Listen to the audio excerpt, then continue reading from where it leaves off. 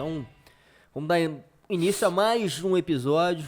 Eu recebo aqui um cara especial, para mim muito especial, porque fez parte aí da minha vida aí por muito tempo, como um grande amigo, né? A gente vivenciou muitas coisas juntos, né?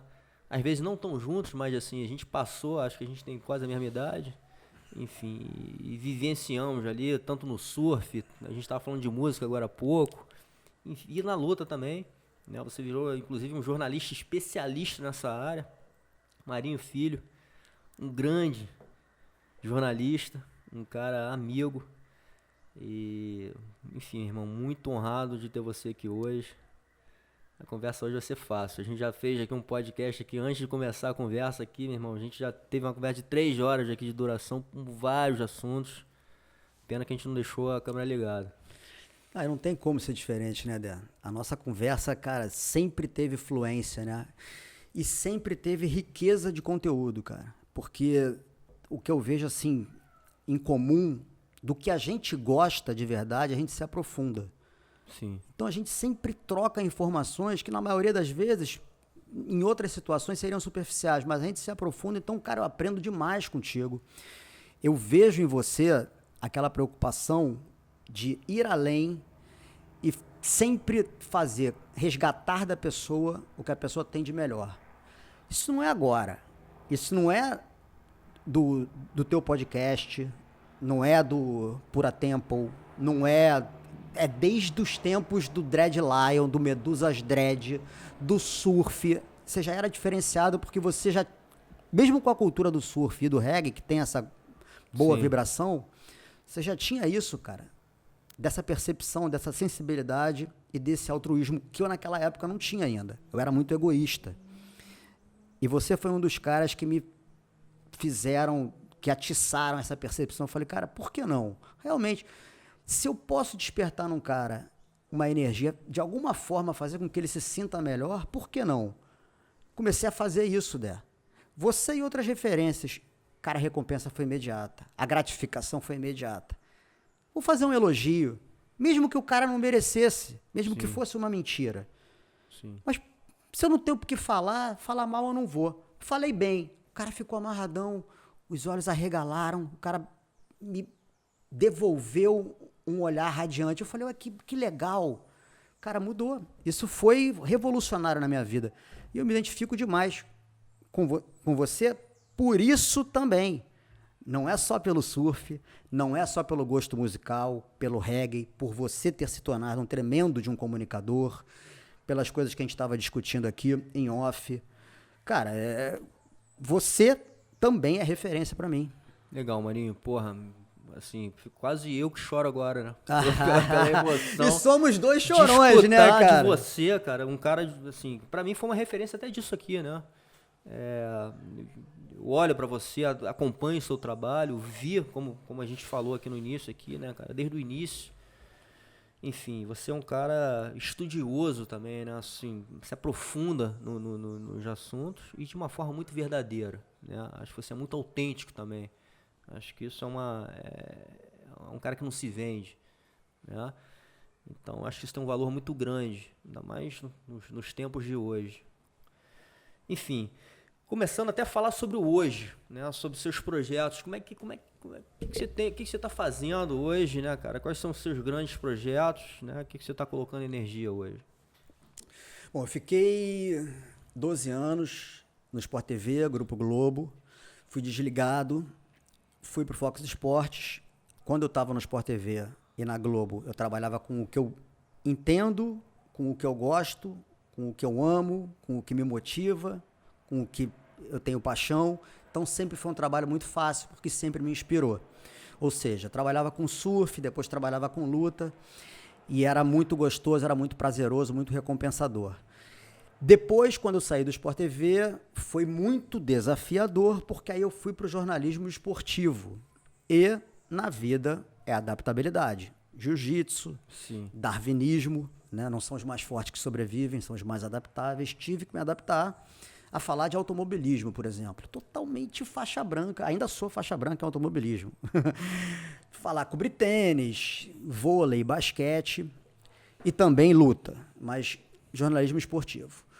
O Fox implodiu, os canais Fox foram vendidos para a Disney, acabaram virando uma fusão com a ESPN, fiquei desempregado e resolvi ir na tendência do que hoje em dia eu acho que é uma tendência irreversível. Você pode ter a sua própria televisão caseira, que são os canais no YouTube, né? Essa é uma realidade que eu acho muito legal, super democrática. Sim. Perigosa também, existem os prós, existem as vantagens e as desvantagens, existe o ônus, existe o bônus, mas eu, pela minha bagagem televisiva, optei por fazer um canal, agora tenho 2 canais, inclusive a minha linguagem é televisiva, são entrevistas presencialmente, são entrevistas feitas ao lado do entrevistado, com o microfone, old school, linguagem antiga mesmo, microfone com cabo. Sim.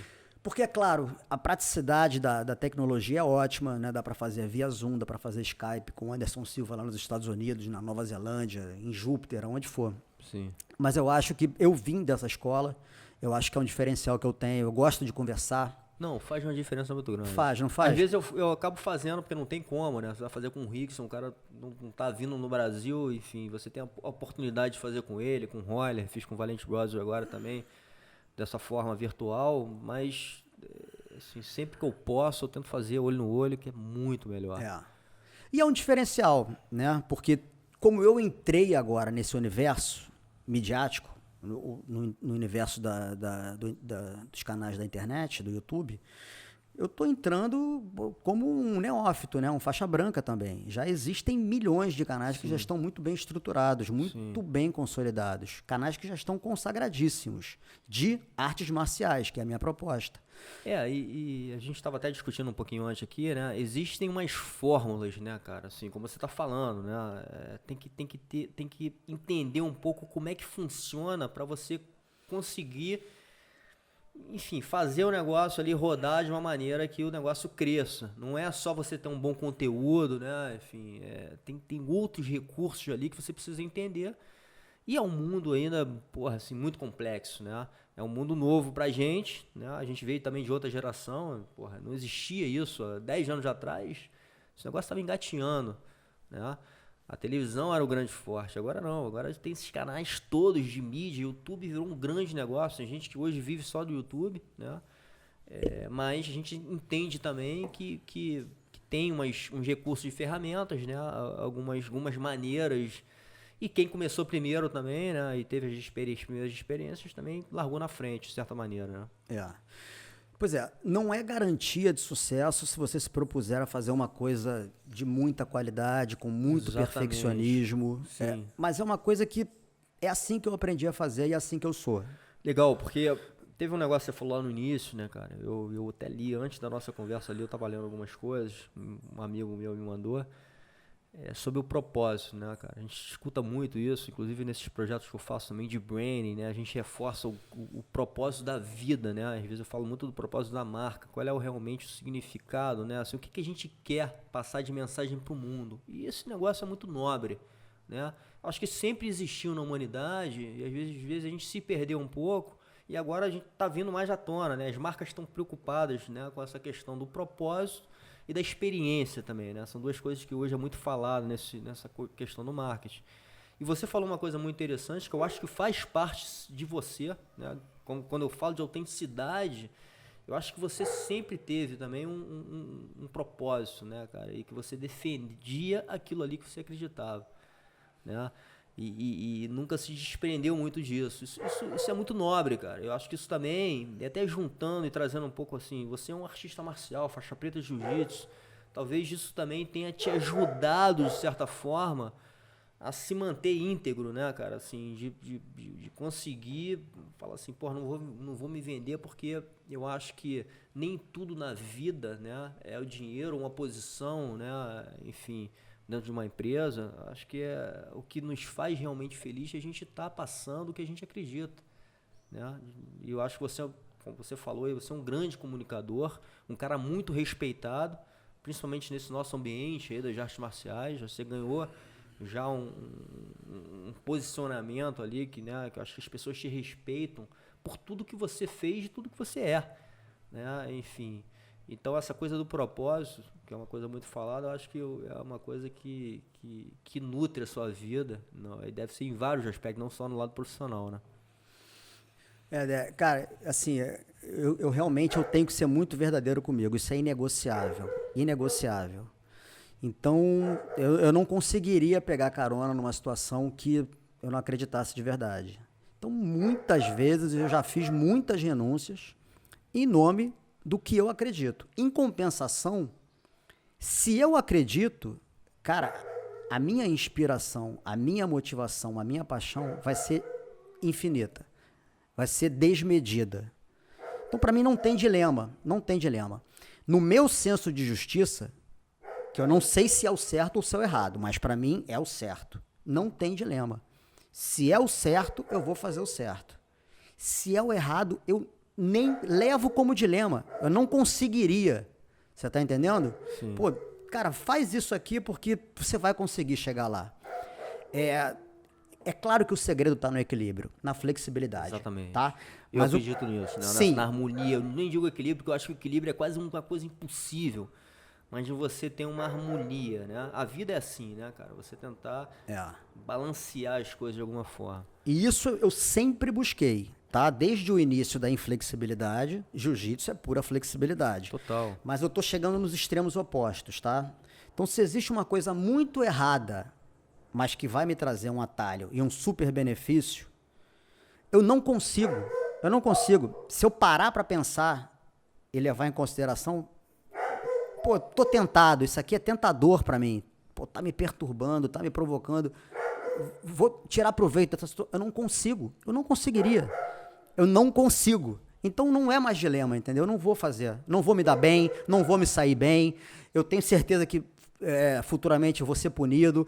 E se eu fizer, enquanto eu não for punido, eu não vou estar bem com a minha própria consciência. Não compensa, não vale a pena. Então vou no que eu sigo, no que eu acho correto e justo.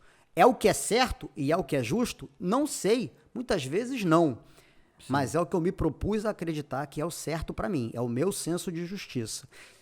Posso me equivocar futuramente? Claro. Estou aberto a pedir desculpa? Muito. E aprender com os meus próprios erros? Totalmente. E daí são feitos os ajustes. Esse é o caminho que eu busco até morrer. E é assim que eu levo a minha vida. E é assim que eu vou conduzir a educação para minha filha. Legal, muito legal, cara. E voltando, inclusive, para esse início de carreira, né? Você falou aí você entrou numa grande emissora, né? Talvez a maior do país. E como é que foi, cara? Porque isso também eu acho que é uma coisa assim, né? Esse caminho para você chegar, né? Numa grande conquista profissional, né? Assim, tá trabalhando.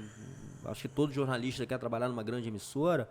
Como é que foi? Como é que você conseguiu essa entrada e essa experiência de ter levado, você falou aqui também um pouco off, que eu achei muito interessante, né? Assim, na forma que você estava tentando colocar tudo aquilo que você acreditava dentro de uma coisa que você enfrentou alguns desafios, né, cara? E de alguma forma você estava tentando ali imprimir uma coisa que você acreditava, que sabia que era certo, sabia que, de novo, era verdadeiro, era autêntico, era importante, né? E lutou por isso o tempo inteiro. A minha entrada no Sport TV, se eu não me engano, foi, acho que em 99, graças ao Antônio Ricardo e ao Ricardo Bocão. Eu desde molequinho eu sempre fui muito realizador, assim, muito pilhadão, gostava de fazer umas coisas e comecei a fazer por conta própria uma revistinha de bolso, uma revistinha impressa mesmo, papel couché, que eu fazia no meu quarto, num Macintoshinzinho, e distribuía gratuitamente. Né? Dava pro Paulo Lima, da Trip, que era a minha referência. Eu gostava de pensar que era uma tripezinha para bolso, entendeu? Que era uma revista comportamental. Sim. Dava pro Antônio Ricardo, pro Bocão, distribuía para muita gente. O Bocão e o Antônio curtiam, e uma vez eles deixaram na mão do Olívio Petit, que era o diretor artístico do Sport TV. Tinha uma faixa para esportes radicais, para a juventude, que era a zona de impacto. Coincidentemente ou não, para quem cosmicamente, o Kiko Menezes, que hoje em dia é um tremendo de um repórter na Globo, era o editor de texto, saiu de férias, precisavam repor, me chamaram para fazer um teste. E foi de imediato, assim, o Petit é um cara muito visionário. O Petit, um cara que realmente tem uma visão artística, uma sensibilidade super diferenciada, me chamou assim rapidinho, fez 2 perguntas. Mário, filho, quem é esse cara aqui? Em 1 segundo, assim, mostrou um tape, uma imagem. Aí é o Burle. Ele, é o Burle. E esse aqui? Aí é o Heraldo Gueiros. Sabe me dizer aonde é essa onda? Aí mostrou um visual, assim, uma imagem bem aberta, bem de longe. Uns coqueiros, sabe? Bem distante, assim, uns coqueiros e um mar azul, assim. Eu falei, isso é Indonésia. Aí ele, não, é Pernambuco, mas parece, tá contratado. De 3, já acertei 2 e parecia um pouco Indonésia mesmo, só que era Pernambuco. Por isso que estavam o Heraldo e o Burle até. Porra, mas o Nordeste brasileiro, meu irmão, pra quem conhece mesmo, porra, tem vários picos que claro, até fundo de coral, é muito igual. Então, quer dizer, foi pertinente ali meu engano, né? Foi perdoável, foi compreensível. Ele falou, faz aí. Aí fiquei um mês, né, em caráter no experimentalismo ali, fui me adaptando à linguagem da televisão, porque eu vinha do jornalismo impresso. Acabei fazendo carreira, fiquei no Zona de Impacto por muitos e muitos anos, já praticava jiu-jitsu e sempre que eu podia, eu dava um jeito de colocar as artes marciais dentro da zona de esportes radicais. Isso era muito legal, porque era um intercâmbio, somava, enriquecia. Sim, falava de surf, botava o Murilo Bustamante, botava o Royler, dava um jeito de botar o Pedro Rizzo. Até porque, né, cara, eu tenho trazido também um pouco essa conversa, né? Acho que a história do jiu-jitsu brasileiro, ele tá muito conectado com o surf.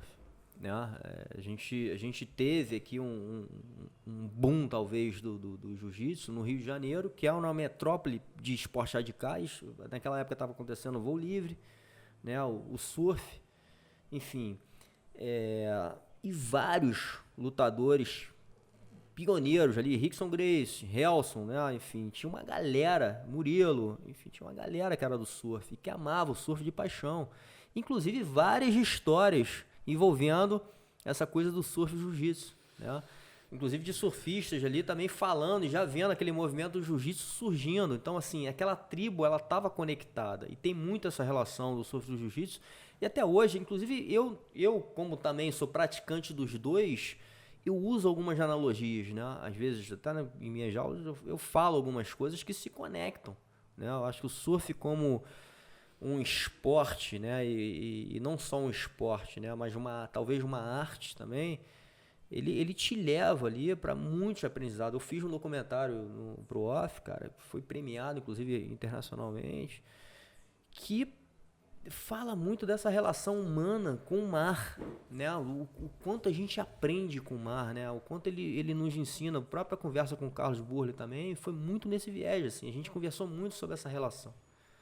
Então, eu acho que importante você falar isso, assim, eu acho legal também, porque ele fez parte, né? O jiu-jitsu e essa cultura do jiu-jitsu, praia, Brasil, Rio de Janeiro, foi uma coisa muito rica, que dali foi pro mundo, explodiu, mas teve essa conexão, né? Então, assim, não incluir o jiu-jitsu, de certa forma, no surf brasileiro, porra, é quase tirar uma parte ali de uma coisa que foi muito importante. Entrada dos primeiros surfistas brasileiros no Hawaii, deles serem respeitados, enfim, tem muita conversa aí, né? Nesse ambiente. Né?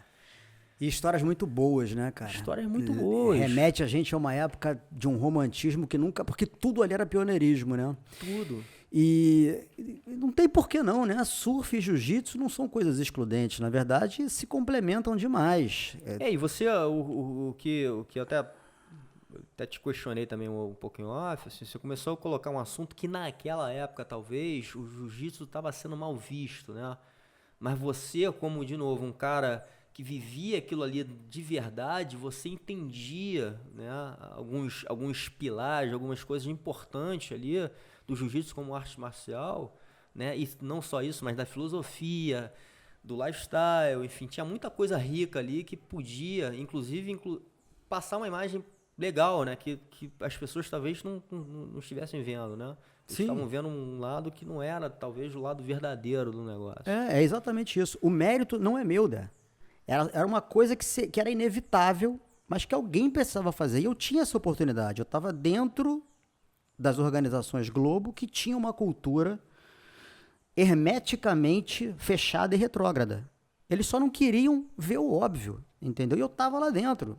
eu sabia que o jiu-jitsu é uma ferramenta de inclusão social, uma ferramenta terapêutica, uma ferramenta que levanta a autoestima, que educa, que faz com que você entenda o que é respeito, hierarquia, higiene, tudo. Por que não? Mas eles, cegamente, gostavam de tentar mostrar o contrário.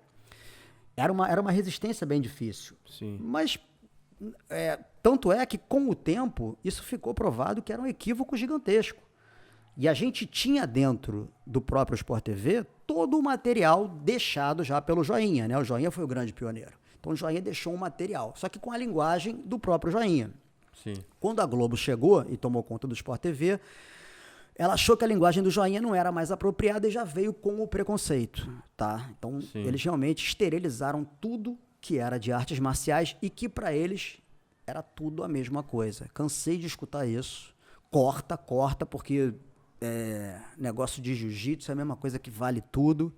MMA, essa sigla não vai pegar nunca. Essa sigla de quê? De ONG? Enfim, uma porção de equívocos que condizentes com quaisquer tipos de preconceitos. Mas a gente estava lá dentro e, como praticante de arte marcial, a gente foi dando um jeito de tentar provar o contrário. Foram feitos diversos esforços de várias maneiras. Minha cabeça foi colocada a prêmio várias vezes e quanto mais a minha cabeça era colocada a prêmio, mais eu me motivava. Isso aí é uma coisa minha, é um combustível. Porque eu sabia que o final seria feliz. Eu não estava querendo provar uma coisa que era uma mentira, que não teria um final imprevisível. Não, vai chegar um momento, vamos tentar acelerar, vamos tentar antecipar essa visão, porque é indiscutível que, para televisão, o que é interessante? Que seja comerciável. Sim. Comercial é muito comerciável, é muito vendável, é muito interessante. Televisivamente é muito interessante. O surf nem tanto, competições de surf nem tanto. O surf é muito fotogênico, Sim. mas a gente já fazia transmissões de surf e que não eram tão dinâmicas, né? Não tinha tanto ritmo. Tinha esse problema, né? O surf tinha esse problema de transmitir um campeonato de surf. Porra, que durava, um dia inteiro, Um dia inteiro, com poucos recursos. Hoje em dia você assiste, é uma coisa de cinema. Hoje em dia, não, exatamente. E virou, hoje, até através da internet, meu irmão, virou um grande acontecimento, né, cara? Sem dúvida. Acho que, inclusive, o surf atingiu aí uma população aí, né? Tem não praticante hoje que assiste, que gosta, que torce pelo surfista e tal. Enfim, tem, inclusive, aquele negócio do fantasy que os caras criaram também, né, que é uma experiência, enfim. Levou para um outro nível. Num outro nível. E tá aí mais uma coincidência, uma feliz coincidência do jiu-jitsu ou artes marciais e do surf. Porque o surf também era discriminado. Também era um tremendo de um preconceito. Só tinha vagabundo, maconheiro, desocupado, desajustado. Sim. Hoje você vai ver quem manda no mundo no surf. Medina, Ítalo Ferreira, Filipinho e Mineirinho que vai se aposentar. Todo mundo, quem é o herói nacional no esporte individual? É o Gabriel Medina. Quais são os patrocinadores do Medina? São empresas gigantescas, bilionárias. Então o surf já passou essa barreira. A gente estava falando das transmissões de surf. Então o surf não era, no início das transmissões pela internet, era muito ruim, era cabo não tinha Wi-Fi, era cabo. O Kelly Slater entrava num tubo no Tahiti, tudo pixelado, não sabia se o Kelly tinha completado o tubo ou não. Então, assim, se o surf vai vingar, as artes marciais vão vingar também. Porque você vai assistir o UFC, não tem como. Aos poucos você se acostuma com aquela violência que não é gratuita, as pessoas estão preparadas, as pessoas se propuseram a aprender, todo mundo de comum acordo ali, vão ser muito bem remuneradas. Existe uma arte, existe um propósito, existe um conceito, existe uma técnica e existe também o lado comercial. Não tem como não vingar. Não tem como, Então, aos pouquinhos a gente foi implementando isso, mas o que eu sempre digo, o que de fato deu o giro de 180 graus, na minha perspectiva, tá? Flávio Canto, eu não sei como ele pensa, a Anaíssa, que também foi uma das corajosas que lutaram, por essa vitória, por essa conquista. Eu não sei. Para mim, o que revolucionou foi o quadro Não Brigue, Lute. Isso para mim assim é transparente. Para mim eu não tenho nenhuma dúvida. Para mim é inquestionável, porque a gente começou com a Globo depondo contra. A ordem era direta: não põe, não põe. E a gente fez o Não Brigue, Lute. 3 palavrinhas: não brigue, vírgula, lute, para desassociar briga da luta. A frase é boa, o marketing é legal. Sim. Já tem um conceito positivo aí, né? Para desdemonizar, para desconstruir a imagem de que luta é briga. E também o argumento do quadro.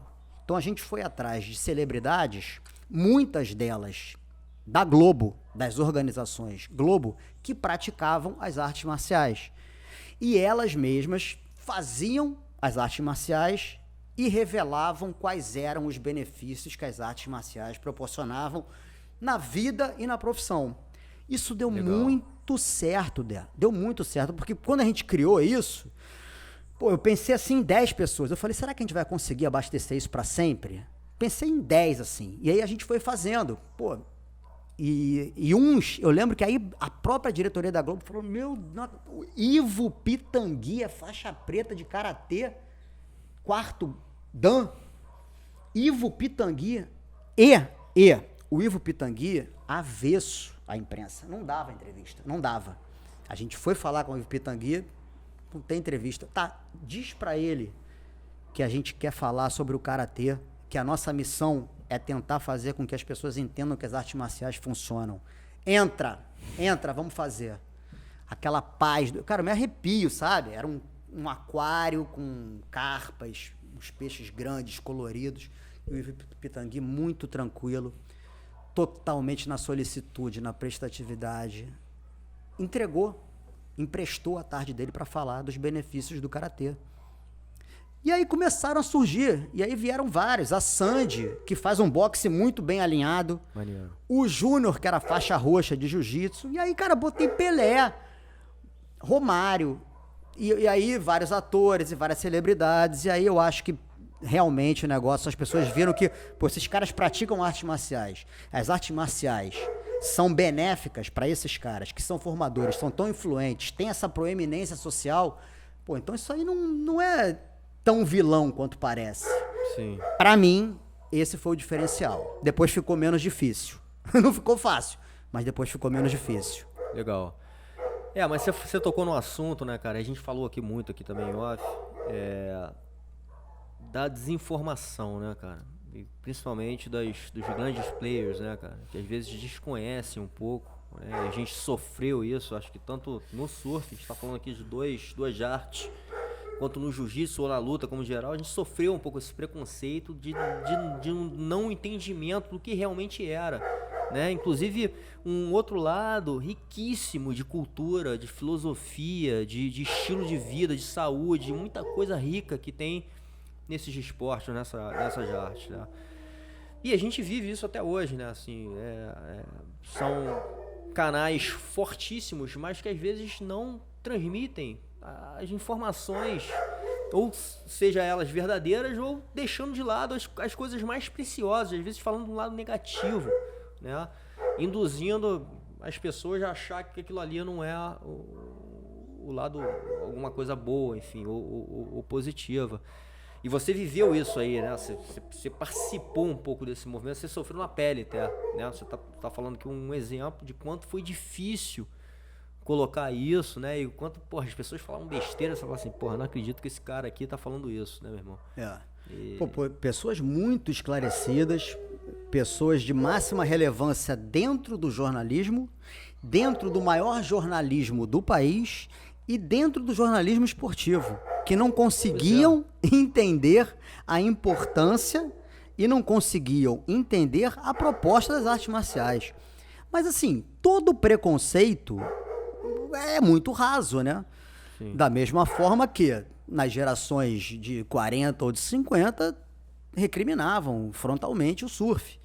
É claro que existem os maus exemplos, mas você não pode generalizar. E todo o restante, entendeu? E as pessoas bem intencionadas que vão dar uma outra conotação também tem que ser levadas em consideração. Sim. E são elas que vão fazer o grande papel. É o macro e não o micro. Sim. Legal, Marinho. Enfim, cara, de novo assim, reforçando, é uma coisa que a gente vive até hoje, né, cara? E até no momento que a gente está vivendo hoje, né? A gente Que só para completar, eu usei muito esse exemplo, tá? E aí a galera do automobilismo vai me criticar. Não é preconceito. Mas pensa no automobilismo. Quantas pessoas não morrem no automobilismo?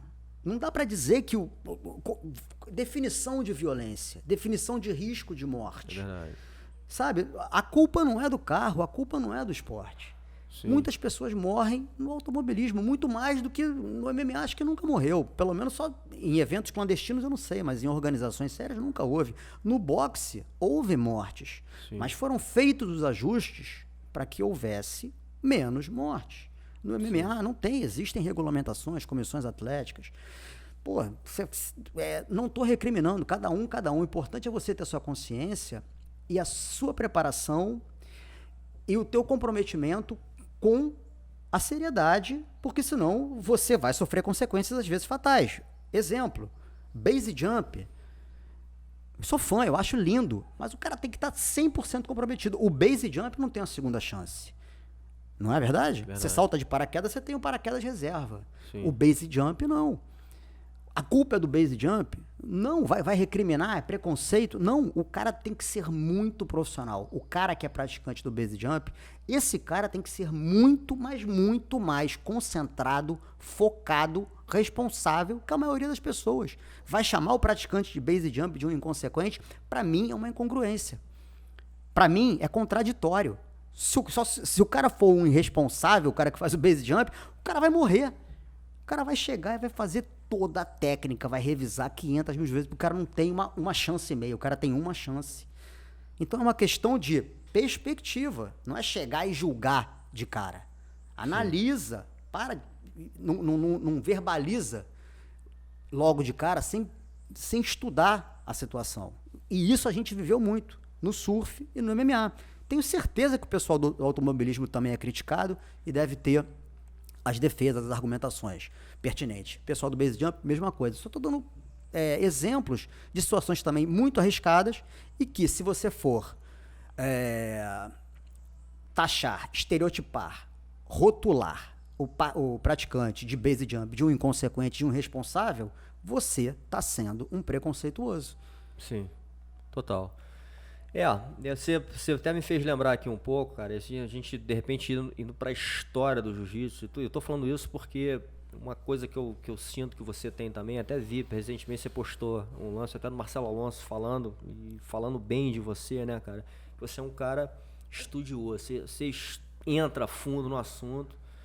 Enfim, então a gente indo para essa nossa história do jiu-jitsu, e os primeiros desafios, né? Eu vou lembrar aqui, eu tive até recentemente com o Murilo, né? Ele participou desse primeiro desafio, inclusive que a Globo transmitiu. E eu acho que os caras não tinham ideia do que seria naquele momento, né? Enfim, foi um desafio de luta livre e o jiu-jitsu que não ia ser do jeito que, né? Porque ia ser um negócio fechado, totalmente fechado. Acabaram arrumando, os patrocinadores fizeram um evento maior e a porrada comeu. Né? E os caras ficaram olhando aquilo e, cara, não entendia o que estava acontecendo. Acho que no meio da transmissão, eu queria cortar. Né? Assim, porque era uma cena realmente de violência para quem não entendia o que está acontecendo, né? Então, enfim, voltando para a história do aquele começo, né? Como é que começou essa história toda ali, até do MMA, né? Enfim, eu acho que a gente participou disso, a gente mais jovens ainda, mas a gente participou desses movimentos. Como eu até falei, você participou de uma geração, né? Você fez parte, né? Desse crescimento, desse boom do jiu-jitsu, das artes marciais, né? Desse movimento do surf junto com o jiu-jitsu. Então, assim, isso tudo para você não foi só muito intenso, mas muito verdadeiro, né? Então, assim, você tem muita propriedade para falar daquilo ali porque você vivenciou, porra. Seus amigos são os caras que estão subindo no ringue, de verdade, né? Enfim, então, assim, tô só reforçando essa coisa da história, do conhecimento, né? Se aprofundando, de novo, assim, indo para esse teu lado mais mais focado a estudar aquela história, querer realmente contar a verdade que estava por trás daquilo tudo, né? Assim, naquela época ali não estava por grana, né? Foi a conversa que a gente estava falando aqui com o Murilo, pô, tava cada um lutando pela sua arte, né? Por honra, né? Tinha uma coisa muito nobre por trás daquela história ali, né? Que a televisão nem sabia o que estava acontecendo, nem sabia das histórias que estavam por trás daquilo ali. Enfim, então assim, e agora conectando com essa coisa que eu ia falar antes, assim, da desinformação às vezes que acontece, né, cara? Às vezes é passado pra gente uma história do que não é, né? E a gente vive isso até hoje, né? Cara, então, quer ver? Você está falando disso, de desinformação. Vamos projetar. Antes de mais nada, eu sou um privilegiado, eu sou um abençoado. Eu me aprofundo, eu gosto de estudar, mas é o meu meio, sem dúvida. Então, eu tive muita sorte de trabalhar com o que eu amo, com o que eu vivo, com o que eu respiro e com o que eu inspiro. Sim. Luta e surf. Eu não sei se foi sorte, vou só te cortar aí, porque eu acho que até o Rickson fala muito isso, né, cara? Nada é por acaso, né? Não existe muita sorte. Acho que a gente acredita, acho que, de novo, reforçando a coisa do propósito, tá? Isso também foi pra mim, assim, minha vida inteira. Eu falo pras pessoas, né? Às vezes a gente fala, pô, será que foi sorte, meu irmão? Aí a gente se questiona. Foi uma bênção. Assim, porra, cara, eu desde molequinho, eu sonhava com isso tudo acontecendo. Mas não foi só sonhar, foi colocar muita energia pra fazer as coisas acontecendo. Claro. Isso que a gente tá fazendo aqui, claro. A gente tá colocando muita energia. Eu nado aqui, meu irmão, colocando muita energia. É isso, Débora. Um dia esse negócio vai acontecer. Mas isso é inquestionável. Já tá acontecendo, porque assim, pra mim, o propósito já tá aí. Eu tô recebendo o Marinho, eu recebi o Murilo, eu falei com o Rickson. Então, assim, pra mim já tá acontecendo. Claro. O que é mais importante. Não basta então, sonhar. Assim, você não pode de novo, sonho. não é você sorte. Tem que ser realizador. Eu não tive sorte de você bater aqui, né? Assim, a gente... Não, você tem que fazer acontecer. Isso é fato. Você tem que fazer acontecer. Você tem que ter a impetuosidade, muitas vezes você tem que ter a coragem, você tem que ir fazer acontecer apesar das barreiras, entendeu? Aliás, apesar das barreiras, são justamente as barreiras que vão fazer com que o seu feito ganhe a glória. Exatamente. E o seu reconhecimento, e o seu respeito. Se não houver barreiras, não tem triunfo, entendeu? Mas, vamos falar de desinformação. Pega esse vale tudo da luta livre contra o jiu-jitsu. Murilo, Fábio Gurgel, Valide, foram esses três, não foram? Sim, Fábio Gurgel, Murilo, Valide, foram os três. Naquela época, que ninguém sabia o que ia acontecer, que talvez a Globo tenha se arrependido no meio, certo? Sim. Eu não sei quando isso vai ao ar, mas hoje, na nossa gravação, a gente vai ver Vitor Belfort contra Evander Holyfield lutando boxe. Anderson Silva contra Tito Ortiz lutando boxe. Por quê? Porque vai vender demais. Vai ser um zilhão de venda de pay-per-view. Então, desinformação. Ninguém sabia o que era aquilo naquele momento. Mas, projeta. Vamos fazer um exercício aqui de delírio. Pega esse momento. O Murilo, Fábio Gurgel e Valide, Eugênio Tadeu, a rapaziada da luta livre, transfere pra hoje. Irmão, quanto que não ia vender de pay-per-view? Agora com todo mundo já mais bem esclarecido, todo mundo mais bem resolvido, ia vender demais. Sim. Tá aí, é um exemplo de desinformação. Porque tudo é muito empírico. É o experimentalismo que vai fazer com que a realidade realmente convença as pessoas que aquilo existe, de que aquilo é uma realidade, e que aquilo ali é um produto que tem que ser consumido e que é legítimo. Tem nada demais. Porra, os caras estão saindo na porrada. Você quer proibir que voe uma gota de sangue? Não dá, cara. Não dá. Os caras vão sair na porrada, faz sair sangue. Verdade. Eu fico até pensando... Mas, ok, vai sair sangue. É sórdido. É mórbido. Não, tá num contexto. Você tá entendendo? Você vai ver um filme do Rambo. E cada vez mais profissional também, né, cara? Então você sabe, se você vai ver um filme do Rambo, você vai contextualizar que aquilo é uma ficção. O cara tá com a metralhadora e vai voar crânio, cérebro, vísceras e tal. Mas você vai se impactar com aquilo? Não, você se anestesia, você se acostuma. Você vai contextualizar, aquilo é um filme e tal. Com o tempo você vai entender, cara, que os lutadores, você vai aprender também até mesmo qual é o grau, qual é o nível do machucado. Muitas vezes é perturbador? Era perturbador? Sim. Era violento? É. É gratuito? Não. E você aprende que um corte, às vezes, é superficial. 8 pontos ali vão resolver. Vai comprometer a visão do camarada? A comissão vai lá e vai intervir. E se não intervier, alguém vai chegar e vai falar, cara, pelo amor de Deus, o cara tá correndo o risco de perder a visão. Sim. Quem ficou cego? Quem morreu? Então, você aprende a ter esse tipo de coisa. Sim. Você se acostuma. Pô, cara, tá vendo? É um machucadinho. O cara tá lutando ali. Olha que guerreiro. Os caras se digladiando ali com sangue, mas o cara tá ali. Não é só pela honra, não é só pela nobreza, não é só pelos princípios, os valores que ele acredita. Agora é uma profissão. Agora é um esporte, é uma profissão e também tem a honra. Sim. A cultura mudou. Total, total. E a gente acompanhou isso, né? Principalmente você nessa área do jornalismo, você acompanhou isso de novo. Assim, tô voltando lá para aquele primeiro Vale Tudo que a gente presenciou, né? Enfim, até talvez um outro ali que acho que foi uma grande virada, foi o primeiro UFC, quando o Royce entra, meu irmão.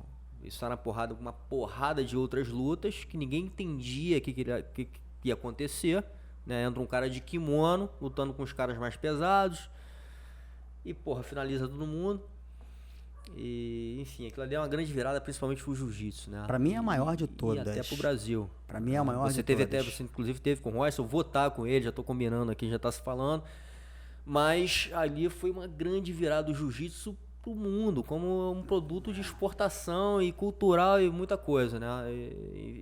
E aí também, eu acho que o Rorion também teve essa capacidade de enxergar que aquilo ali era um produto de venda, né? Não só pro jiu-jitsu, né? Mas para conseguir colocar na televisão, né? Aquele tipo de espetáculo, né? E dali, meu irmão, o negócio disparou pro que é hoje, como você tá falando, resumindo aí, né? Uma coisa super profissional. Não, não tem como. Eles foram muito ousados, cara. Eles foram muito corajosos. Existem os anti-Gracies, mas, meu irmão, pelo amor de Deus, cara. Eu sou fã, assumido, declaradamente. Eu sou fã demais, assim. Gratidão, reconhecimento, pra mim, inquestionáveis. Rorion, o cara vai e visualiza um torneio que mistura as artes marciais. O cara tem que criar um formato, um modelo. Ninguém conhecia nada parecido, vender para as televisões. E na hora de escolher um representante Gracie, vai botar o Rickson? Não vamos botar o Rickson não, porque o Rickson é muito bom, o Rickson é muito forte, mas a gente quer provar que o jiu-jitsu é eficiente. Se puser o Rickson vai finalizar todo mundo, mas é meio que o esperado, é meio previsível, talvez não choque muito. Seria legal se a gente colocasse um menor e um mais magrinho, porque aí vai ressaltar a arte. Então põe o Royce, que nunca brigou na vida. O Royce? Aí vai o Royce, que nunca tinha brigado. Vai de kimono, cara, tudo aquilo ali tem uma simbologia gigantesca. Muita coragem. 93, o mundo muda ali. Aí o cara vai de kimono, pega uns caras 2 vezes maiores, 2 vezes mais pesados. Que bruxaria é essa? Põe os caras pra dormir. Pra mim, é o grande lance. Quando fala quem é o maior atleta de todos os tempos, pra mim é o Kelly Slater, independentemente do esporte. Pra mim é o maior atleta. Sim. E na minha percepção, pelos meus valores, pela minha compreensão, pelo meu entendimento, o segundo maior é o Royce. Pelo resultado, pela coragem, pelo que ele transformou no mundo, entendeu? Ali foi muito revolucionário, muito. Você pode perguntar a qualquer um, Jorge St-Pierre, por que você começou a fazer MMA? Anderson Silva, por que você começou a praticar MMA? Sim. Qualquer um, todos eles vão falar, porque eu vi um magrinho, cara, de kimono, entortando os caras grandões, esganando os caras que eu não estavam entendendo, que bruxaria é essa? Aquilo me seduziu. Royce Gracie, cara. Aí você pergunta pro Royce, fala, Royce, o que você fez, cara? Aí o Royce vai dizer assim, eu não fiz nada. Quando você for entrevistar, ele vai falar assim, eu não fiz nada. Quem fez foi meu pai. Eu só fui um veículo do que o meu pai ensinou. Nessa pausa, nessa tranquilidade. Eu sou muito fã, cara, muito fã. Eu vi que você já teve algumas conversas com ele, aí você fala isso, que ele é muito tranquilo, né, cara? Às vezes ele até pausa assim pra falar e fala. Pergunta pra ele, quando ele parar de responder, espera mais um pouco, que ele vai dar prosseguimento.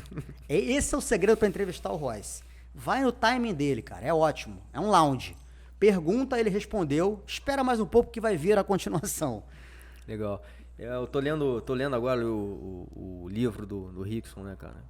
E tá muito maneiro, porque assim, de novo, acho que ele bota tudo ali, inclusive histórias ali que a gente não imaginava, né? Mas você vê que é muita verdade ali colocada. E tem esse lance da história. A gente já falou aqui um pouco dessa coisa do surf com jiu-jitsu, né? Acho que fez parte, todos eles ali de alguma forma, não sei se todos, mas a maioria ali participou desse movimento do surf, né? O surf estava muito integrado ali. Tem a história do Rickson, a famosa história do Rickson ali, pegando o Byron na oficina do Rico, que a gente falou também um pouquinho sobre esse negócio, enfim. Então essa história do jiu-jitsu, e nem sempre, né, cara, e até voltando aqui para a cultura brasileira, ela nem sempre foi tão romântica, porque teve muita casos de, por exemplo, brigas mesmo, né, até essa coisa da luta livre, antes deles subirem lá para um ringue e lutar, irmão, era uma coisa muito underground, né, assim, que, porra, rolou até tiro, enfim, ele conta um pouco as histórias. E até histórias, cara, a gente falou aqui em off também, porra, de drogas, de envolvimento, né, da galera com tráfico, assim, porque fazia parte, e o Rickson fala isso, né, assim, o Rio sempre foi um lugar meio selvagem, né, cara, e de certa forma o jiu-jitsu nascendo aqui, ele levou isso, né, inclusive isso pode ter sido um ponto-chave até para nascer daqui também lutadores selvagens, de bons lutadores, porque estavam acostumados já com esse clima hostil, o tempo inteiro preparado. O Rickson fala muito isso, até eu vi uma conversa dele comparando a cultura japonesa com a brasileira. Ele falou assim, cara, no Brasil não existe respeito, né? Ao contrário do japonês, né? Assim, o japonês lá, respeito tá lá em cima, né? Então isso fez com que também a gente desenvolvesse, né, uma forma, né, de lutador que foi importante para algumas coisas também, né? Mas isso fez parte da história, a gente não pode deixar de lado, porque, de novo, assim, também só não existe uma história romântica, né? Uma história só de saúde, enfim, ele teve essa coisa, essa discussão com ele mesmo, né? Assim, porra, se ele quase tava ali na beira de, porra, esse lado aqui dos prazeres, das drogas, não sei o que, é sedutor pra caramba, mas não, meu irmão, eu quero ser o melhor Gracie, eu quero, porra, é isso que eu quero ser na minha vida, né? Enfim, eu vou lutar pela minha honra, pela honra da minha família, né? Porque eu tô nessa missão de vida, então ele tinha hora que, meu irmão, a cabeça balançava e ele ia pro lado, né? Que no final acho que ele provou aí pro mundo todo também, né? Enfim, levando, inclusive sendo muito respeitado na terra. Ele fala também essa história da terra onde tudo começou, né? Não sei se tudo começou, mas também onde foi grande, foi muito difundido, né, o jiu-jitsu ali no Japão, né? Enfim, então assim, ele conseguiu também assim ser muito respeitado mundialmente e na terra onde surgiram ali as grandes artes marciais. Então, assim, enfim, voltando de novo para essa questão da história, e você também tocou num tema que eu acho legal falar com você, que você falou dessa coisa hoje tem essas polêmicas, né, assim, dessa coisa da história, porra, mas os Gracies, né, o jiu-jitsu já não é mais brasileiro, enfim, no gi com gi. Eu lembro, inclusive, você aqui com o Xande, você fez essa pergunta para ele, né, assim, que é uma coisa que hoje a gente... De novo, que a gente vive nessa atmosfera das artes marciais, chegam os questionamentos. E é coisa até que eu trago para cá, eu trago para essas conversas, né? Porque eu também acredito que às vezes a gente esteja deixando de lado alguns princípios, né, e propósitos, enfim, alguns pilares importantes da nossa arte, né? E não se dando conta disso. E, enfim, sendo seduzido por algumas coisas que podem nos afastar. Vou dar um exemplo aqui, né? Essa questão, você pode também falar um pouco, né? Mas é uma coisa que eu hoje, assim, estudando mais, inclusive hoje como professor também, entendendo que realmente, e quando a gente busca na essência, né, cara, eu acho que a defesa pessoal, e tá atrelada com essa história que a gente acabou de falar, do próprio vale tudo, a gente saber se defender, a gente saber lutar não só nas regras do jiu-jitsu com o kimono, ela é essencial para qualquer lutador de jiu-jitsu, né? E é uma coisa que eu vejo que ao longo do tempo, hoje eu acho inclusive que está tendo um movimento de resgate, mas ao longo do tempo foi se perdendo. E tem um risco aí, de novo, na minha concepção, né, por tudo que eu estou escutando. Eu escutei um cara aqui que me falou uma coisa muito interessante, o Vinícius Anthony, né, do Karatê. Ele falou assim, André, o Karatê, quando ele foi muito pro esportivo, ele se desprendeu da essência, né, do Karatê. E assim, eu fui um grande competidor de Karatê, eu não sabia que o Karatê tinha estrangulamento, tinha queda, enfim. E fui saber disso depois, né, quando eu voltei a estudar e me aprofundar e querer pesquisar, que eu encontrei nas origens do Karatê, e enfim, depois ele acabou tendo uma conexão com o mestre que passou tudo isso para ele, mas era uma coisa que ele não sabia, porque assim, não chegou, o negócio foi descolando tanto da essência, né, só indo para esse lado esportivo, que enfim, ele fala, inclusive criticando um pouco, assim, falando que, cara, o Karatê tava perdendo a sua essência como arte marcial, né? Então, assim, eu falo, caramba, será que o jiu-jitsu tá indo um pouco para esse lado também, né? Hoje a gente tem grandes competidores, né? Mas talvez, cara, a gente esteja perdendo um pouco, né, dessa essência, né? E aí a gente pode se aprofundar em outras coisas também, mas assim, primeiro de saber se defender mesmo, né? Assim, saber a verdadeira. E aí quando a gente vai pro Gracie Jiu-Jitsu, Hélio Gracie, né, e pra história, ela começou através da defesa pessoal, pura, né? Não tinha nenhum randori, o rola, né? Assim, era só aula de defesa pessoal, quase um Krav Maga, né? Enfim, não sei o que você acha, mas eu sei que você às vezes puxa um pouco esse assunto, né? Não sei se estão também tão profundo assim, mas já é uma questão hoje no nossa atmosfera, né? Para os entrevistados tem sido uma unanimidade que a defesa pessoal é fundamental, ficou realmente negligenciada durante um tempo e que está sendo resgatada por diversas razões. Jiu-jitsu está perdendo a essência. Eu não sei, o jiu-jitsu está perdendo a essência porque virou pela competitividade. O jiu-jitsu está perdendo a essência porque tem competitivamente o aspecto de vencer por uma medalha ou as super lutas que estão remunerando muito bem. Depende do teu propósito, entendeu? Depende do teu propósito. O que eu vejo hoje em dia é que existem possibilidades da pessoa fazer um bom dinheiro vivendo do jiu-jitsu.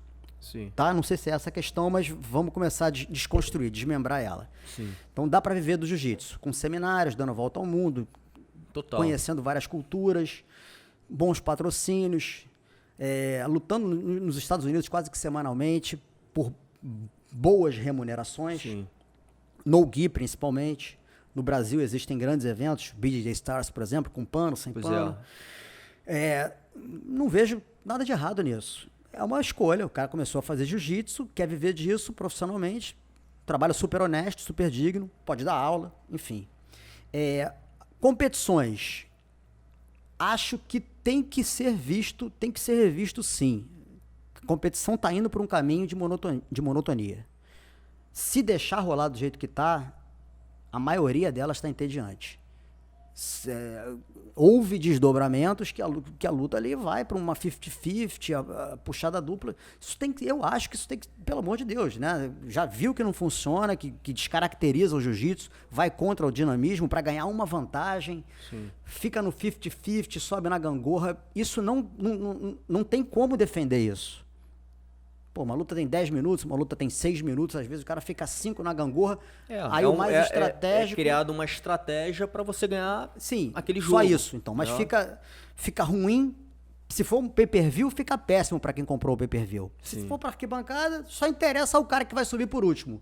O cara que vai esperar o momento certo, vai ceder na gangorra, é pura estratégia, só, né? Mas na movimentação, pensa na old school, nas antigas, não tem mais nada a ver. Isso eu sou contra. Não só isso. Aí, de novo, vou voltar para o que eu até estava falando um pouco. Acho que foge um pouco, né? Se você tira ali naquele momento o kimono e fala assim, agora eu posso dar um tapa na tua cara, mudou. Aí já é outra discussão, né? Também. Pois é. Porque assim, aí você desconstrói, você falou um pouco isso, né? Você está desconstruindo a essência do jiu-jitsu, porque a gente está colocando numa situação que não vai funcionar para a defesa pessoal, né? Então assim, e quem não treina ou só treina para ganhar esse jogo, porra, ele é um cara que talvez, eu vi, não sei se foi o Roller que falou recentemente, ou li no livro do Rickson, enfim, eu vi essa conversa muito recente, falou assim, porra, tem faixa preta que não sabe sair de uma gravata. E tem mesmo, uma porrada. Sim. Uma porrada, tem faixa preta que não sabe, mas muitos, que não sabe fazer uma levantada técnica. Não sabe mesmo. Mas porque isso não é mais uma posição que é ensinada e nem querem, né? Assim, não chama nem atenção um negócio desse. Dependendo da escuderia, dependendo da escola, do time, é isso. O requisito ali, o cara vai ensinar um berimbolo antes mesmo de ensinar situações muito básicas. Sim. Por quê? Porque ali o intuito, a finalidade, o propósito é vencer competições, é medalhar, ganhar dinheiro e tal. O Royce, nessa última entrevista que ele me deu, eu perguntei, Royce, você sabe o que é berimbolo? Aí ele, não. Aí você consegue falar berimbolar? Aí ele falou, não vou nem tentar. O que eu sei fazer é ganhar luta. Excelente, né? Ele tem umas respostas... O Royler, foi Royce? Foi o Royce. Aí o Royce ainda mandou o seguinte, falou, e 50-50? Ele, sei lá. Aí ele perguntou assim, funciona numa briga de rua? Funciona na porrada, na vida real? Aí eu falei, pensei assim, né? Me fez refletir um pouquinho, assim, na fração de segundo.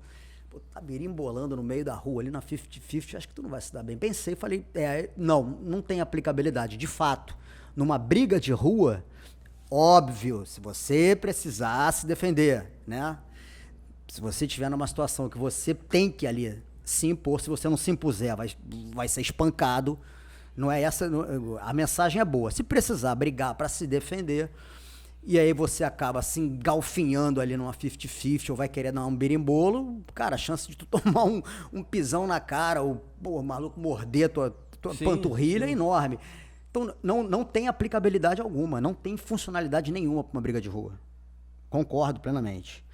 Mas eu não sou tão radical, Dé. Não sou tão radical assim, porque existem faixas pretas que não sabem sair de uma gravata, existem. Caramba, eu acho que é o 0,001%. Eu acho que é uma enorme minoria. E esses caras são a exceção. Entendeu? Então, assim, eu não acho que são tão conflitantes, eu não acho que são tão contraditórias. A defesa pessoal é maravilhosa. É maravilhosa, especialmente para as pessoas que não querem competir, mas que têm que saber se defender. Principalmente a mulherada. Mulherada, competitivamente, hoje em dia, nota 1000. Sim. Nota 1000. No surf, nem tanto. Vou ser chato aqui. O surf não atingiu, as mulheres não atingiram o nível dos homens. O surf feminino ainda não está tão atrativo quanto o surf masculino. Mas já evoluiu bastante também. Muito, muito. Vai chegar lá, mas ainda não. No jiu-jitsu, eu muitas vezes vejo lutas femininas as mulheres se matam, se doam, se entregam. É mais dinâmico. Muito, muito. E são muito técnicas, talvez até mesmo pela ausência de força. Exatamente. Não são tão brutas. Cara, é um dinamismo absurdo. Sim. Mas essas são as que prestigiam, que contemplam a competitividade. Sim. Defesa pessoal, sensacional. Mas eu acho muito difícil. Vou te falar, Débora. Cara, pensa aí. Leandro Lô, Rodolfo Vieira, Bochecha, ou qualquer outro faixa preta. Se o cara precisar sair na porrada no meio da rua, pô, eu acho difícil o cara entrar na porrada. Não, com certeza. Eu concordo 100%. Né? O lance é que, porra, nem todo mundo vai ser um Leandro Lô, nem um Marco Bochecha, enfim. Então, assim, esses caras, eles estão num nível, né, assim, que, porra, vão saber se virar em qualquer situação. Mas nem não, mas eu acho que eu dei um exemplo assim, jogando lá pros icônicos. Sim, mas eu acho bom faixa azul. E de novo, né, cara, eu tô conversa aqui é tua, né? Lógico, eu sempre coloco um pouquinho O da minha debate, visão. essa é a parada. Né? A gente tá contra a desinformação. Eu tô falando aqui com o Marinho Filho, um cara que eu acho que merece aí todo, né? Você tem muito entendimento nessa área e tua visão é muito importante, né? E você participa. Tá participando, inclusive, você é um cara que hoje participa do BJJ Stories, que é um excelente, eu acho que é um negócio, eu acompanho também, acho muito bem produzido, enfim, eu acho que é mais um produto de excelência da nossa arte, né, cara, que ele tá fazendo com muito, muito bem feito, né, e chamou, como você, acho que caras para representar ali de uma forma muito legal. Agora, o que eu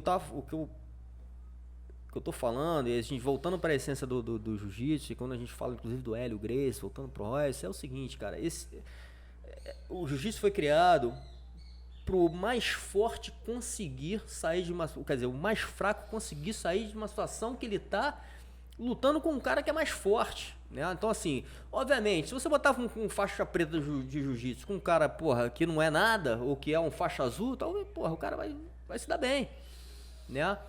Mas se, porra, você bota um cara, um faixa preta de Muay Thai mais forte, porra, aí já começa a equilibrar as forças, né? Então, e um cara que não sabe, que tá acostumado, tô montando aqui um cenário, né? O cara que tá acostumado com jiu-jitsu esportivo, a pegar em pano, a fazer um 50-50, a fazer uma meia guarda profunda, enfim. Aí a gente tá na mesma página, concordo contigo. Essa eficiência, né? E de novo, voltando lá pra história do Royce Gracie, tudo que ele acreditava. O que eu acho é que, por exemplo, o Lô, ou eu quero aprender muito mais de defesa pessoal. Eu comecei na defesa pessoal e fui pro jiu-jitsu e amo, porque eu vejo um estudo ali. Eu vejo várias dinâmicas ali que são matemática pura, que fazem total sentido. Tem muita lógica nas movimentações. Total. Ali é um jogo. É um jogo. E prático. Sim. Você consegue resolver ali uma equação da maneira mais prática possível. Sim. É isso que eu quero te dizer. Eu acho sensacional. Quando eu falo que um faixa preta dificilmente vai entrar na porrada, se ele escolher berimbolar, porque ele está acostumado a pegar no pano, porque ele está acostumado a berimbolar nas competições, é muito provável que ele vai tomar um pisão no meio da cara. Sim. De repente dá um leg lock despretensiosamente, porque ele está super acostumado a dar uma chave de perna, chave de calcanhar, pode ser que ele tome um pisão na cara e apague. Sim. O que eu tô tentando imaginar é que esse faixa preta ou esse faixa azul bem preparado para uma briga de rua, ele vai ter o discernimento e o bom senso de que quais seriam as posições mais apropriadas para aquela situação. Pô, cara, vamos baianar certinho, vamos dar o double leg certinho, vamos imobilizar, vamos pegar as costas, vamos garantir a posição, não vamos perder a posição, sim, vamos ficar atento para não tomar uma mordida, vamos ficar bem justinho. Exatamente. E vamos pro mata-leão. Sim. Entendeu? É isso que eu tô te dizendo, e isso faixa preta sabe fazer. Sim, agora eu vou descer mais uma camada, tá? Agora a camada é o seguinte, né? E eu de novo, tudo isso que eu tô estudando, inclusive tô muito com o Silvio Bering também, né? A gente tá muito conectado, e ele passa um programa muito legal, que, de novo, descendo a camada, cara, é o seguinte, é o teu autocontrole para você não vir a vias de fatos da briga. Porque a situação de briga, que a gente tá falando de briga de rua, mas briga de rua, porra, eu acho que é uma coisa que eu... Enfim, eu não quero nem falar muito disso. O pior dos mundos é um estupro, é um cara, meu irmão, querendo te agredir do nada, uma briga de trânsito e, porra, o cara saca uma arma. Então, assim, tem cenários, né, muito piores que podem acontecer, e o que a gente já sabe, já descobriu, inclusive com números, é que isso pode ser evitado, né? E aí que eu, descendo essa camada e falando de arte marcial, o controle mental que envolve atitude, respiração, a calma, a frieza, a estratégia, isso tudo define. E talvez esses são os pilares da essência, né, que eu falo, que às vezes é pouco. E quando a gente fica só no esportivo, se a gente bota... Eu já tive isso, eu falo de novo por propriedade, meu irmão. Eu quando era um atleta, sei lá, nas minhas faixa roxa, faixa marrom, se alguém brigava comigo no trânsito, eu queria sair do carro e sair na porrada. Pesquei. Sim, concordo. Porque meu mindset, tá, meu irmão, é porrada, é briga, eu tô preparado. Desvirtuou, claro. Tá entendendo? E quando você vai para um amadurecimento, e isso é treinável, né? Isso é uma coisa que deve se treinar. O seminário, um workshop do Silvio Berg, a gente fica lá, meu irmão, igual... Porra, parece que a gente não vai fazer nada técnico. Eu virei ator. Eu tenho que saber laboratório. Eu tenho que saber sim. me expressar. Sim. E ele fala, isso é importante, falar assim, eu não sabia. Eu já chegava cheio de mar. Porra, o jeito que a gente bota a mão na cintura é errado. Do jeito que a gente cruza os braços. Isso tudo são linguagens corporais que a gente está passando, né, para uma outra pessoa, um monte de coisa, um monte de sinais, né? Enfim, então é disso um pouco que eu tô falando, né, cara? E quando a gente fala do jiu-jitsu como arte marcial, o jiu-jitsu greciano, que teve que mudar o nome por questões, né? Enfim, porra, ele tem uma profundeza, né? E quando junta Hélio e Carlos, porra, mais ainda, porque o Carlos ainda traz uma visão filosófica, porra, muito intensa. E eu acho que esse que é o grande jiu-jitsu, inclusive, que esse aí não tem como a gente perder alguma coisa, porque eu acho que essa nossa filosofia, resgatando toda essa história que a gente teve de ligação com o surf, né, de ligação com esse lifestyle nosso, de trazer a dieta, de trazer todos esses pilares, isso aí, meu irmão, acho que não tem nenhuma outra arte marcial que tenha tantas coisas tão poderosas como a nossa, e que foi provado, né? Hoje, por mais que o MMA tenha uma regra, seja mais esportivo, né? Hoje a gente sabe que, porra, não é só ser lutador de jiu-jitsu que você vai conseguir, né, entrar num ringue e sair vitorioso. Por quê? Porque todos hoje praticam e sabem um pouco de jiu-jitsu. No mínimo um pouco, no mínimo, porra, seja um faixa branca, mas que, porra, que treina, que já sabe o que é um triângulo, que sabe o que é um armlock na guarda, enfim. Então, eu acho que essa parte do jiu-jitsu, né, de novo, descendo camadas, indo lá pra profundidade do negócio, ela é, porra, meu irmão. Desceu bem, excelente camada. Fazendo analogia no MMA, hoje em dia, aí eu vou em outra camada. Não é o cara saber um pouco de jiu-jitsu, não é o cara saber um pouco de trocação, não é o cara saber defender a queda e o cara saber derrubar. As camadas já são outras. Isso aí é o mínimo. O cara tem que saber perder peso, o cara tem que saber ter condicionamento físico, né, para poder administrar os 3 rounds e né, dosar o cardio. Sim. O cara tem que ter um psicológico bom, o cara tem que saber tomar porrada. Total. E eu entendo perfeitamente isso que você está dizendo. Eu acho que, na verdade, esses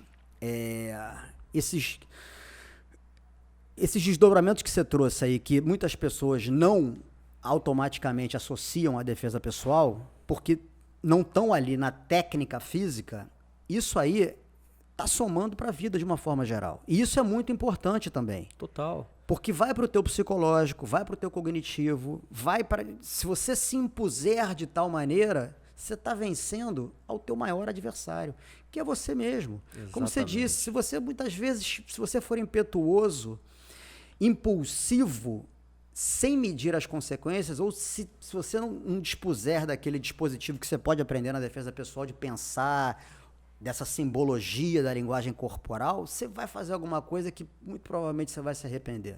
Porque pode machucar, inclusive, outras pessoas que não tem nada a ver com a história. Não, pode fugir completamente de controle. Tem um filme muito bom sobre isso, um filme argentino chamado... um filme que tem até o Darín. Daqui a pouco eu vou lembrar desse filme. É um filme muito... Relatos Selvagens. É quase que uma comédia, mas são situações que acontecem do cotidiano e que elas vão tomando proporções gigantescas e justamente de reações muito humanas e que elas perdem completamente o controle até que os caras morrem, por exemplo. São 4 ou 5 episódios dentro de um filme que é exatamente isso, entendeu? Situações super normais e que as pessoas não sabem se controlar, não têm o autocontrole, cada um vai querendo impor a sua própria vontade, a situação sai completamente de controle até que os dois morrem, entendeu? Então isso é muito legal. O Silvio Bering é sensacional. Sensacional. As coisas que ele fala, assim, pra mim, são muito pertinentes, de uma coerência absurda. E eu vou fazer esse curso, porque eu quero aprender também essa como você diz assim, essa teatralidade é uma teatralidade que você vai colocar no teu dia a dia. Total. E que vai fazer Isso é você treinado. evoluir antes mesmo. Eu sou totalmente contrário à briga, tá? A gente tava, foi o que eu falei. Isso é uma situação aqui, pô, se o cara me manda sair da água no Arpoador, que é onde eu moro, meu quintal de casa, eu saio da água e vou conversar com o cara. Eu não vou brigar com o cara. Não vou. Isso já aconteceu inúmeras vezes. Só depois que eu comecei a fazer jiu-jitsu. Antes de eu fazer jiu-jitsu, pela minha insegurança, eu saía da água e ia me estapear. Entendeu? Ia puxar cabelo, ia me embolar um farofeiro. Depois que eu comecei a fazer jiu-jitsu, manda eu sair da água, eu saio da água e vamos conversar. Olho no olho, na assertividade. Vamos chegar a um consenso, entendeu? Não tem por que brigar. Isso eu já pratico, mesmo não sabendo essa essência que o Silvio Silvio Bering vai trazer para me enriquecer ainda mais.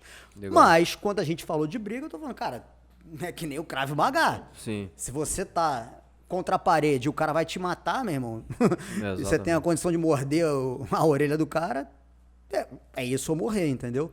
Então, claro, havendo a necessidade de uma briga, você sabe como se defender. Não vai berimbolar. Não vai mandar 50-50. Vai para defesa pessoal, nas técnicas da luta agarrada, ou mesmo outra coisa que as pessoas associam equivocadamente. Existem golpes traumáticos sem ser da luta agarrada. Exatamente. Lembra do pisão? Total. Do Royce. Então tem muita o Royce coisa... fala muito isso também, muito, né? Muito. Aliás, todos falam, né? Assim, se você for conversar com o Gracie, né? Eu tive de novo aqui com o Valente, que trabalha muito essa essência. Eu acho que eles são um grande exemplo, também reforçando. Os caras têm um negócio de sucesso.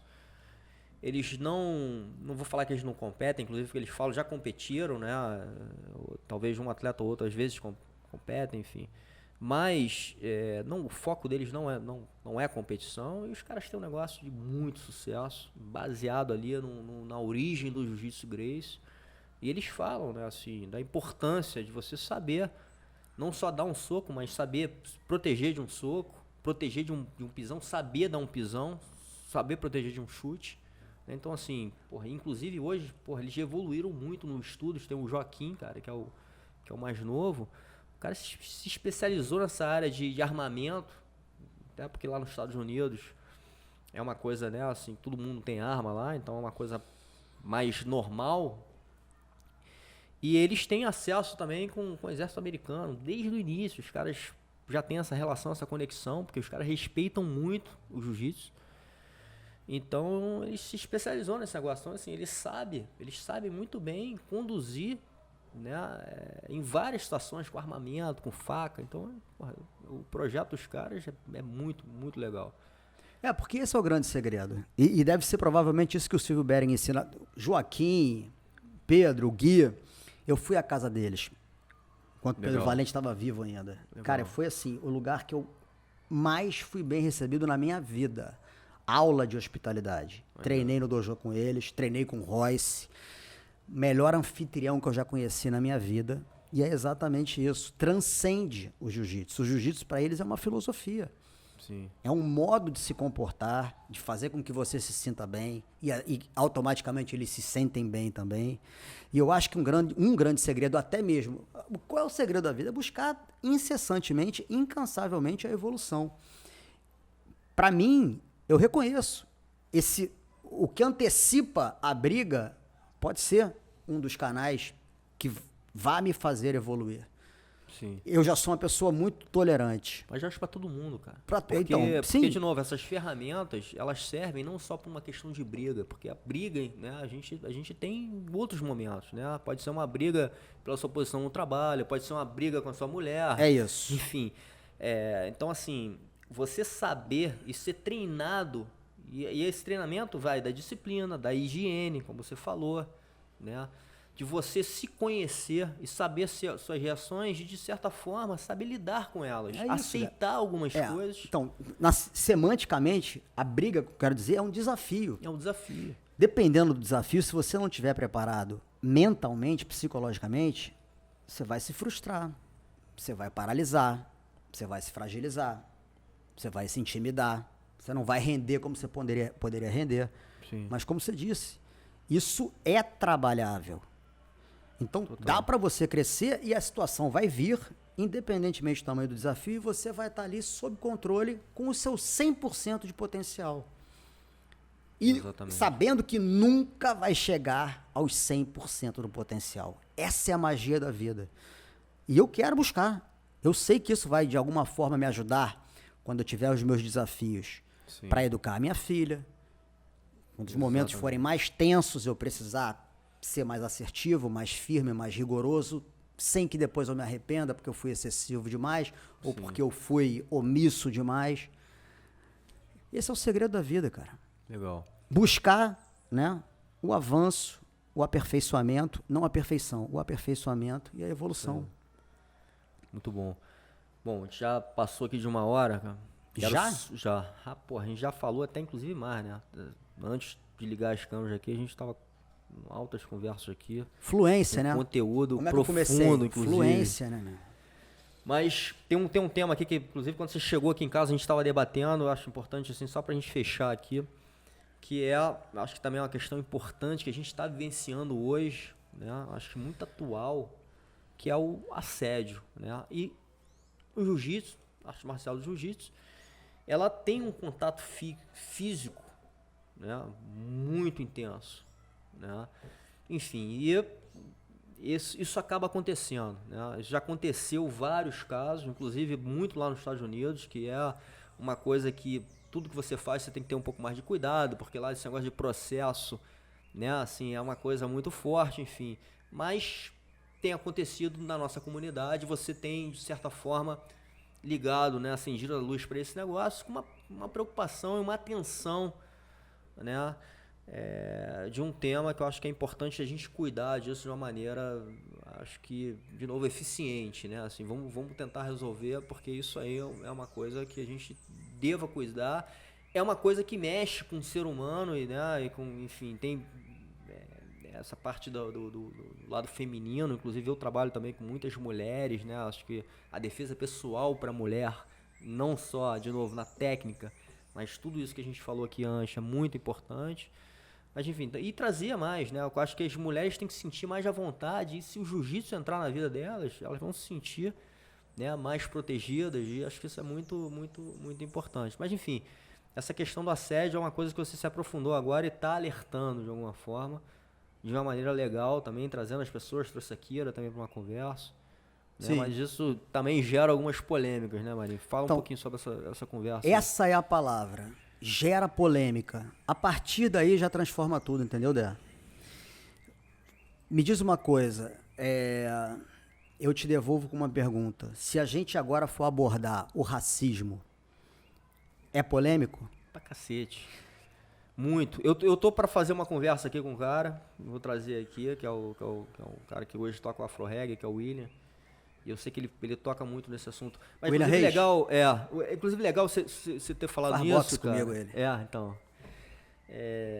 Porque o jiu-jitsu é engraçado, né, cara? Isso é uma coisa que eu falo. A gente não tem muito, né, esse tema de racismo no jiu-jitsu em si, é uma coisa que praticamente não existe, né? Se existe, obviamente, é fácil se apontar um negócio assim, porra, o cara foi racista nesse ponto, mas o jiu-jitsu traz essa atmosfera que todo mundo naquele momento ali é muito igual. Lógico, respeitando a hierarquia, às vezes, de faixa, né? Mas a gente se respeita ali, não tem rico, pobre, preto, enfim, meu irmão, é tudo ali igual, né? E acho que isso aí é uma coisa também que o jiu-jitsu traz um benefício, né, de social muito legal também, né? Sem dúvida. Já foi, talvez, elitizado. Hoje em dia é um dos mais democráticos. Acabei de entrevistar o Ice Blue do Racionais, que é faixa preta de jiu-jitsu. Está promovendo de forma exponencialmente, vertiginosamente o jiu-jitsu na Coab, nas periferias. Aí o grande problema que eu descobri estudando esse assunto, e para tentar botar a informação da maneira adequada, é o tabu, é a desinformação. O jiu-jitsu, por ser uma luta agarrada, é um potencializador em si do assédio sexual? Cara, se eu disser que não, eu seria hipócrita. Sou humano, sou gente, sou homem. Eu não consigo, eu acho que é doentio. Mas existem doentes. Existem as pessoas que são os desajustados, entendeu? Então, se o cara tá propenso a ser um cara mais tarado e o cara tá ali com uma menina, o cara vai tirar proveito dessa situação. O problema é que nunca houve o espaço para que elas se pronunciassem. Voz, né? Na vida, se a gente transferir isso para a vida real, foi feita a delegacia especializada em crime contra as mulheres. E aí as mulheres vão conversar com delegadas. Porque até então, se elas se expusessem para um policial militar, elas seriam humilhadas e ridicularizadas. Então o que eu estou vendo é isso. Não é exclusividade do jiu-jitsu. Não é exclusividade do Brasil. Mas não sendo hipócrita, eu acho que para um desajustado, alguém que tem uma propensão a cometer esse tipo de crime, é mais fácil isso acontecer numa luta agarrada, num jiu-jitsu, do que isso acontecer no vôlei. Sim. Na natação, tá cada um numa raia, tá? Ok. Mas isso depõe contra o jiu-jitsu? De jeito nenhum. De jeito nenhum. A culpa é do jiu-jitsu? Óbvio que não. Óbvio que não. A culpa é no tabu, é na desinformação. Então, infelizmente, aconteceram novos casos no exterior que foram o estopim. Mais uma vez, essa situação foi levantada. O que não pode agora é ter a omissão, é ter a negligência. Está na hora de mostrar que as lideranças têm metodologia para coibir. Está na hora de mostrar que as lideranças, as escuderias, estão preparadas para isso. Para anular, para esterilizar, impossível, não tem como. Sim. Qualquer crime, qualquer área, qualquer camada vai acontecer, qualquer uma. Sim. Da Mônica Lewinsky com o Bill Clinton, sei lá onde, na cultura, em qualquer outra camada, independentemente da classe social. Sempre vai haver o desajustado. O jiu-jitsu também. Mas o fato é que eu acho que a revolução moral para essa geração e as futuras é que, qual é o primeiro avanço? Não pode mais ter a omissão do líder. Não tendo mais a omissão do líder, se o líder não negligenciar, se ele não passar o pano, o agressor já não tem mais a certeza da impunidade. E isso já coíbe. Isso já leva à vítima o poder de: eu tenho voz, eu tenho que me manifestar, eu tenho que me pronunciar. Ou para o professor, ou para a professora, ou para a comissão de direitos das mulheres no jiu-jitsu, enfim. Eu tenho que manifestar o meu problema, eu tenho que pedir ajuda, eu tenho que denunciar. A partir do instante que houve a denúncia, essa maçã podre, que é uma minoria, que é a exceção, vai ter que ser desligada. E isso depõe a favor do jiu-jitsu. Óbvio, é a moralização e é a profissionalização do jiu-jitsu. Só que, até alguns anos atrás, ninguém tinha essa consciência tão abertamente, tão publicamente. Agora não adianta. Querendo ou não, o líder, ele vai ter que tomar uma medida. Agora é lei. Então eu acho que o primeiro avanço já é uma conquista. E eu ouvi inúmeros líderes de diversas bandeiras. Todos eles apresentaram soluções. Então eu estou otimista, sou romântico, sou ufanista, porque eu não consigo, sinceramente, eu não consigo ver um retrocesso. Se acontecer um caso mais isolado, o líder sabe que, se ele se mantiver omisso, ele vai se prejudicar. Ele vai prejudicar a própria família, ele vai prejudicar o time inteiro, a equipe. Não é o ideal, mas já é uma solução, entendeu? Sim. Por bem ou por mal. Vai ter que ser através da lei. Sim. Depois, vamos educar, sem dúvida. Primeiro, eu acho que realmente essa tolerância zero que está tendo já vai surtir um efeito. Agora, cara, pelo amor de Deus, vamos também ensinar os princípios, os valores. Não dá para esperar de todo mundo uma consciência, né, Dé? Sim. Agora, é importante que a mulher saiba que ela está indo lá para fazer jiu-jitsu e é jiu-jitsu que ela vai receber. É o jiu-jitsu que vai ser entregue. Isso aí. E não um lugar, um epicentro, onde as velhas gerações, a minha geração, e onde eu mesmo me enquadro, sem hipocrisia nenhuma, onde eu sentava deliberadamente para falar o que eu quisesse, independentemente da mulher que estivesse do meu lado. Sim. Hoje em dia tem que criar uma consciência. Não é bem assim. Você pode estar, de alguma forma, constrangendo a pessoa que está do seu lado. De alguma forma, você pode estar ali desrespeitando.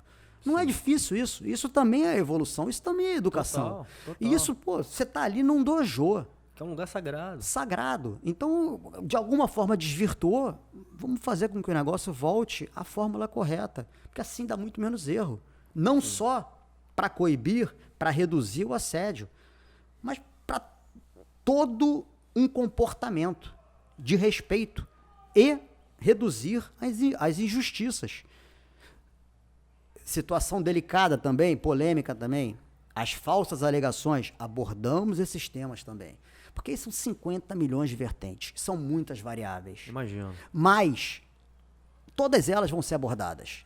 Mas começa a abordar. Escolhe, tem que ter critério e tem que ter uma prioridade. Qual é a prioridade? É abordar o tema, deixar de ser tabu, né? Trazer uma luz para eliminar a desinformação. Depois vamos cuidando de todo o resto. Eu acho que a próxima geração, o número de casos vai ser reduzido em 90%. Porque já vai ter a certeza da impunidade. Legal, irmão. Bom, parabéns por todo o teu trabalho. Fico muito honrado, aí, como eu falei no início, de te receber aqui, de ter essa tua energia e teu tempo, que é muito valioso. Só corrigindo aqui, se eu falei que já vai ter a certeza da impunidade, é o contrário, né? Eu tô pensando aqui no que eu falei. Não, agora, de agora em diante, não vai contar com a impunidade. É a certeza de que, se cometer o crime, não haverá a impunidade. É isso. Bom, irmão, parabéns. Parabéns por tudo que você fez pelo jiu-jitsu. Está fazendo ainda. Acho que você é um grande representante da nossa arte. Mais um grande representante numa área tão importante, né? Hoje, inclusive, né? A gente falou muito disso, principalmente em off aqui, da importância da informação verídica, né? De você como jornalista. Acho que é um cara muito informado, um cara que estuda.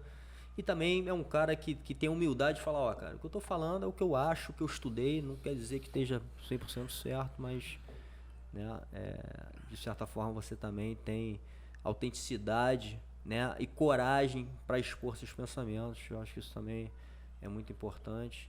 Eu acho que fez aí tua história não só como profissional, mas como ser humano, como um pai, uma grande pessoa, uma pessoa respeitada no nosso meio ali, na vida, eu acho, como um todo. Obrigado, irmão. Obrigado por participar desse projeto, me ajudar aqui também, de alguma forma. E vamos com tudo. Quem curtiu, aperta o botãozinho lá e vamos com tudo. Obrigado, irmão.